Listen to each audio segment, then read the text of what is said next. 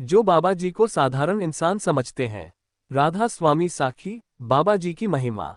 भूमिका। राधा स्वामी मत एक आध्यात्मिक परंपरा है जिसका उद्देश्य आत्मा को परमात्मा से जोड़ना है।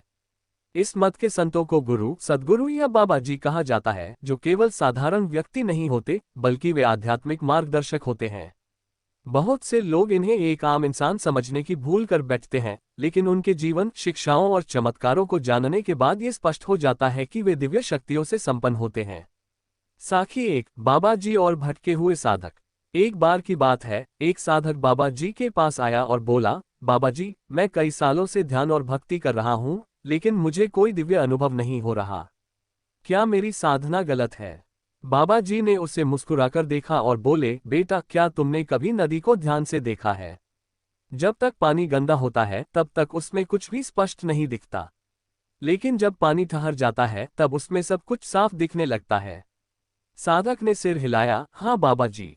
बाबा जी बोले, ठीक उसी प्रकार, जब तक तुम्हारे मन में संदेह, अधीरता और सांसारिक इच्छाएं बनी रहेंगी, तब तक ध्यान का वास्तविक अनुभव नहीं होगा। पहले मन को शांत करो, विश्वास रखो, फिर देखो कैसे परमात्मा का प्रकाश तुम्हारे भीतर प्रकट होता है। साधक की आंखें नम हो गईं। उसने बाबा जी के चरण छूकर कहा, अब मैं समझ गया, बाबा जी। आप साधारण व्यक्ति नहीं हैं, बल्कि आत्मा के सच्चे चिकित्सक हैं। साखी दो, भोजन का रहस्य। एक दिन बाबा जी के आश्रम में कई साधु और भक्त आए। सभी के लिए लंगर का आयोजन किया गया। भोजन के दौरान एक व्यक्ति बाबा जी के पास आया और बोला, बाबा जी, आपने तो साधु संतों जैसा जीवन अपनाया है, लेकिन आप आम इंसान की तरह भोजन करते हैं।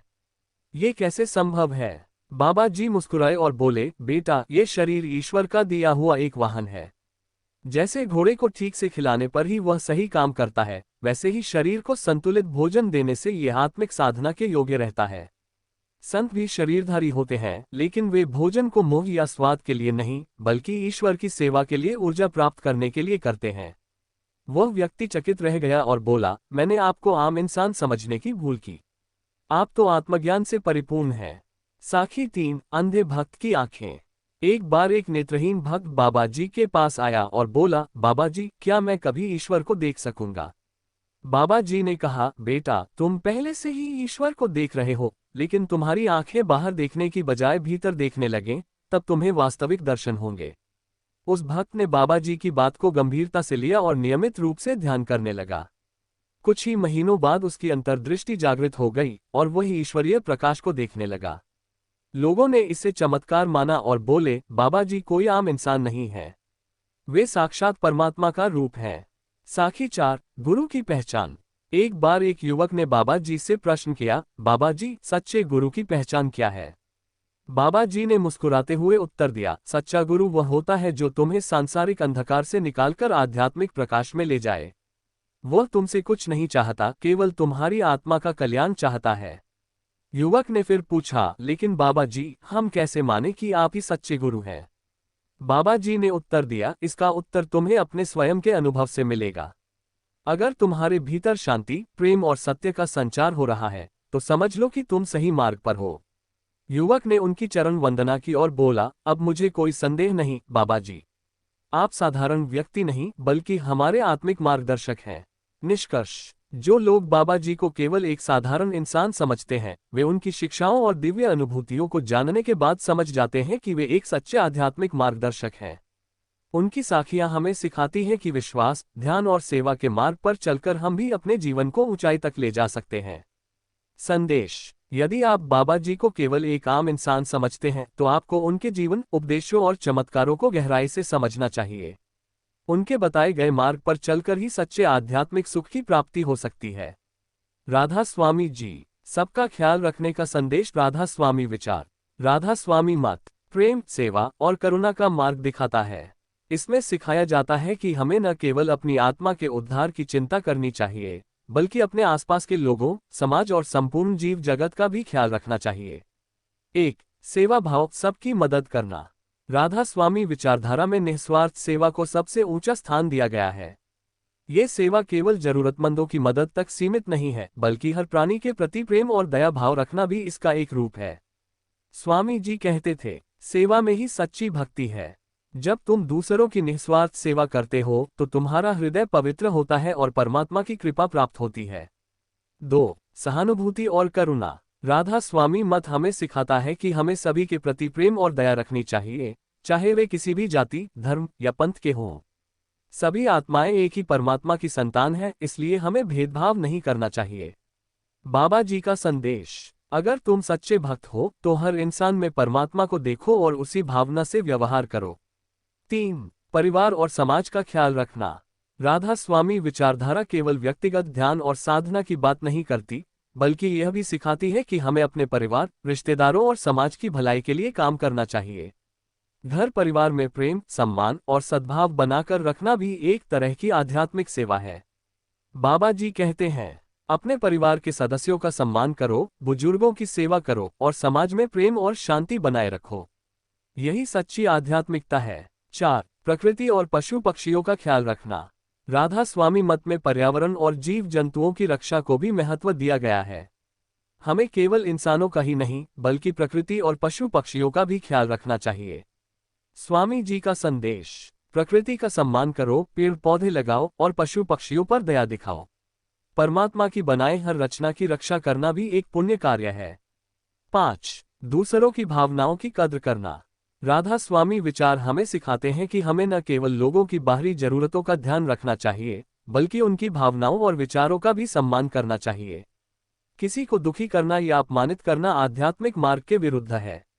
बाबा जी कहते हैं, मीठे बोल बोलो, किसी का दिल मत दुखाओ, क्योंकि शब्दों में बहुत शक्ति होती है, वे मरहम भी लगा सकते हैं और जख्म भी दे सकते हैं। 6. आत्मिक उन्नति के साथ साथ समाज की उन्नति। राधा स्वामी मत केवल व्यक्तिगत मोक्ष की बात नहीं करता, बल्कि यह भी सिखाता है कि जब तक पूरा समाज सुखी और शांत नहीं होगा, तब तक व्यक्तिगत शांति भी अधूरी रहेगी। इसलिए हमें अपनी आत्मा के उद्धार के साथ साथ समाज के कल्याण के लिए भी कार्य करना चाहिए। बाबा जी का संदेश। सिर्फ अपनी भलाई मत सोचो, सबकी भलाई के लिए काम करो, क्योंकि सच्ची शांति तभी मिलेगी जब सबका ख्याल रखा जाएगा। निष्कर्ष। राधा स्वामी मत का मुख्य संदेश है प्रेम, सेवा, करुणा और समानता। हमें केवल अपनी भक्ति और ध्यान में ही नहीं, बल्कि अपने परिवार, समाज, प्रकृति और सभी जीव जंतुओं की भलाई के लिए भी कार्य करना चाहिए। जब हम सबका ख्याल रखेंगे, तभी हमें सच्ची आध्यात्मिक शांति और ईश्वर की कृपा प्राप्त होगी। राधा स्वामी जी। राधा स्वामी जी के विचार। राधा स्वामी मत एक आध्यात्मिक परंपरा है जिसका मुख्य उद्देश्य आत्मा को परमात्मा से जोड़ना है। इस मत के प्रवर्तक संत शिव दयाल सिंह जी स्वामी जी महाराज थे, जिन्होंने प्रेम, ध्यान और नाम सुमिरन को मुख्य आधार बनाया।